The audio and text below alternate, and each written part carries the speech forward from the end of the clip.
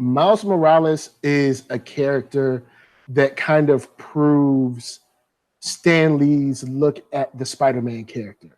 Like anybody could be behind this mask.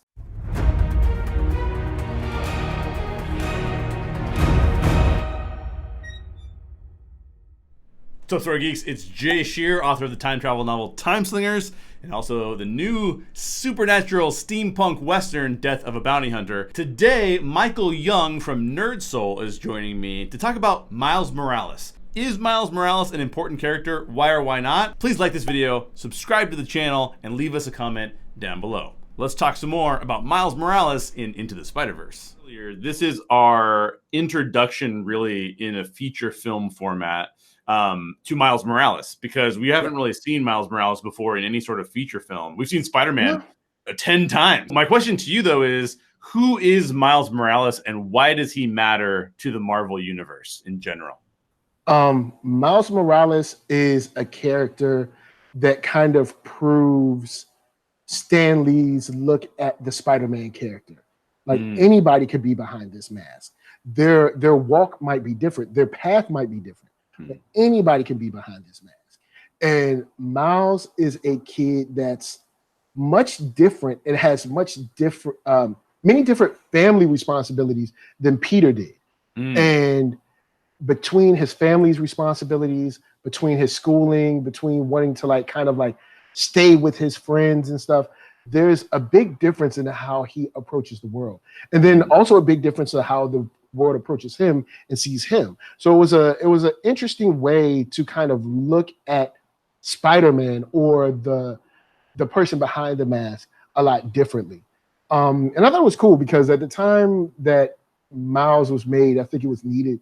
So Miles Morales is kind of your, I guess you could say, everyman or every kid that's like kind of in an urban setting that's still trying to figure it out, but he's just cool. He's not overly precocious, or he's not like, extra smarter than everybody. He just wants to chill and hang out with his friends. And he's extremely relatable in that way. Like one of the most relatable parts in the movie for me is him just walking across his school, like saying hey to everybody. I was like, that was me. Like, just walking up to school, like, hey, how's it going? Dapping everybody up and stuff. Like, I've been in that, situation, and then, walking with the headphones, and then kind of like your dad's on you or your mom's on you. It's just like, So, it's, I've been that kid, and it was cool to see it from that angle because Peter's angle was very different. His uncle being gone, and then kind of like in a different respect level with his aunt. So, it was a different way to look at that school, at that kid, and their journey through it. So I thought it was cool. It was nice to add that. Yeah, and I'm not super familiar with Miles Morales in the comics. So this is my main exposure to Miles, and I will say that he feels like the correct hero for the current generation.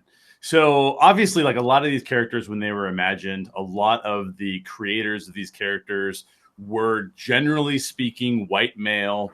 They wrote Superman, they wrote Batman, and you're talking about like the 50s or exactly. We're going way back. Yeah, exactly.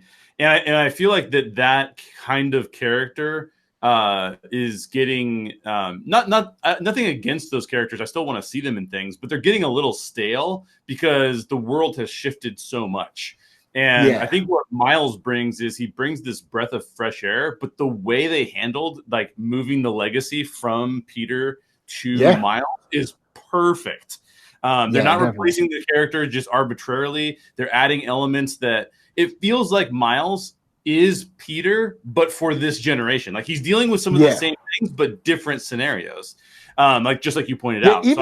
Even so with Homecoming, there were a lot of things that they like lightly lifted from Miles's story and put into Peter's because Peter's been done so many times. It's kind of like seeing the alleyway scene with Batman. It's like, okay, when's this over? Because we've been here 35 times.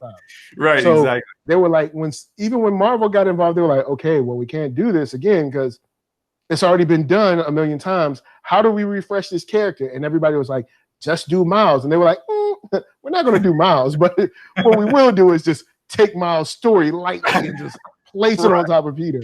Right. Yeah, totally.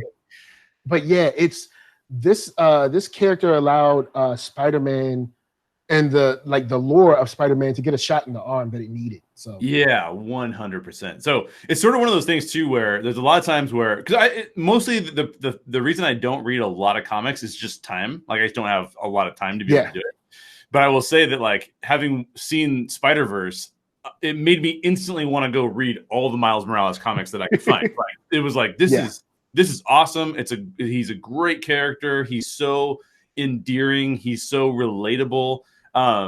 The fact that they start out the film, I said this on the other podcast too, but the fact that they start out the film with him sitting in his room in a chair, getting the words wrong to the song is like, how relatable is that? Perfect. We've all been there. We've all been there. Yeah. It's so good. So, yeah, I really love the character of Miles.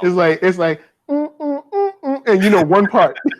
That's right. Like, exactly. And then they bring that joke back when he's trying to get unstuck from the ceiling. Is just because then the other Peter is like, oh God.